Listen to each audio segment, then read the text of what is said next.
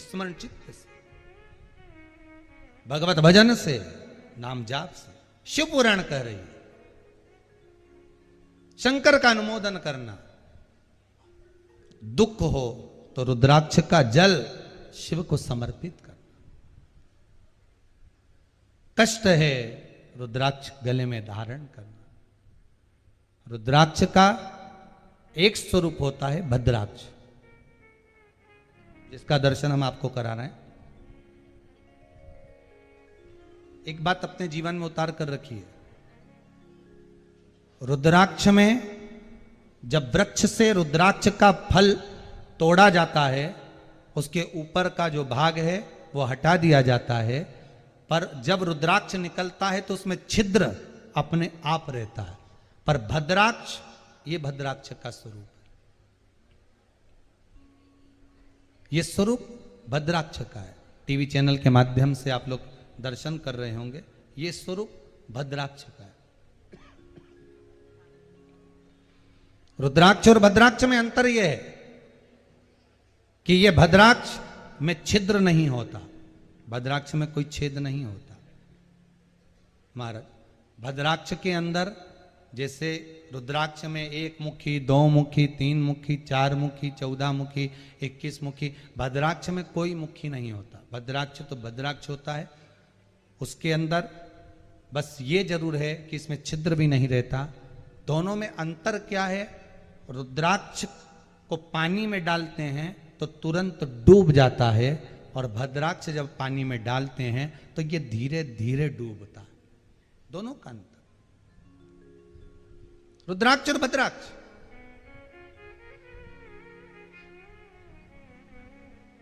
असली रुद्राक्ष को हाथ में लेते हैं तो कंपन होने लगता है, हाथ थोड़ा थोड़ा कांपने लगता है।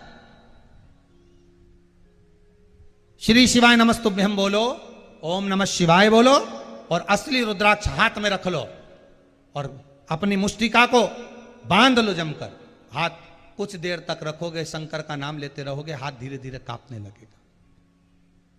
महाराज, भद्राक्ष को हाथ में रखकर घंटों तक बैठकर नाम जप लो तो भी हाथ नहीं कांपेगा।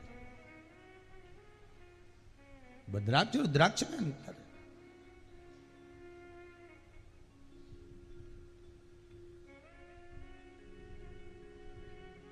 रुद्राक्ष का एक स्वरूप है भद्राक्ष। रुद्राक्ष नेपाल की भूमि पर बहुत मिलता है, भद्राक्ष भारत की भूमि पर बहुत मिलता है। रुद्राक्ष की माला से शिवजी का जो जाप किया जाता है वो अधिक फल प्रदान करने वाला होता है। पर आज के समय में लोग इतने समझदार, इतने चतुर हो गए, जब असली गेहूं नहीं मिल रहा, चावल भी प्लास्टिक के हो गए, दाल भी नकली हो गई, धनिया पाउडर में लोग ना जाने क्या क्या मिला दें, हल्दी में ना जाने क्या क्या मिला दें, इतना छल, इतना कपट पूरी दुनिया में हो रहा है, तो संसार के मनुष्य को यही समझ में नहीं आता कि रुद्राक्ष की माला है कि भद्राक्ष की माला है।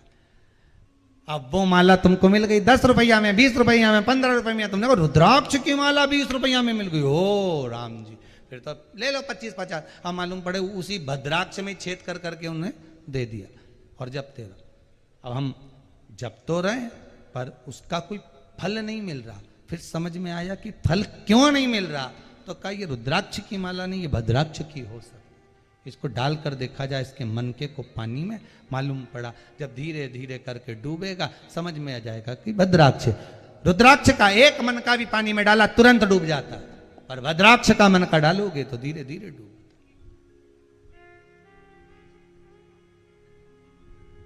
समझ में आ गया? ये श्रेष्ठ नहीं।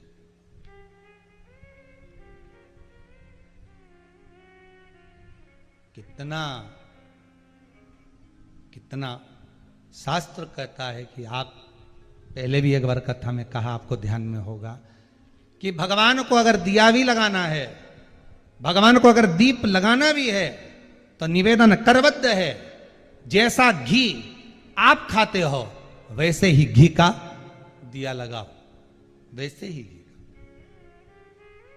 हम ये नहीं कहेंगे कि बहुत सारा घी दिए में भर दो, आप तो बत्ती भिंगो के लगा दे, निचोड़ भी ले, मना नहीं, पर अच्छा प्रयोग करो। अब आज के जमाने में तो पूजन का घी अलग से मिलने लगा, आप जाकर बोल दो साहब पूजा का घी दे दो, वो पूजा का घी निकाल के देगा, इतना बड़ा आधा किलो का डब्बा 50 रुपए में तुमको दे देगा, ले उसका। अब 50 रुपए में आधा किलो डब्बा घी का कैसे मिल गया भाई? और तुम सब हवन में ओम स्वाहा स्वाहा स्वाहा, बड़े खुश होते हमने हवन करा दिया। भगवान भी मन में सोच रहे अरे हो काय को लिया ही ऐसा घी, भगवान भी सोचे, इसीलिए तो ये फिर वो मास्क वो लगाना पड़ रहा है ना, ये मास्क। भगवान भी सोच रहे हैं खूब नकली घी से हवन करा है मेरा बाप, खूब करा। जब तुम बोलते थे स्वाहा तो हम भी नाक बंद कर लेते हैं, क्योंकि नकली घी है। भगवान बोले हम भी नहीं बंद करा, अब हमने तुम्हारी नाक बंद करवा दी, लो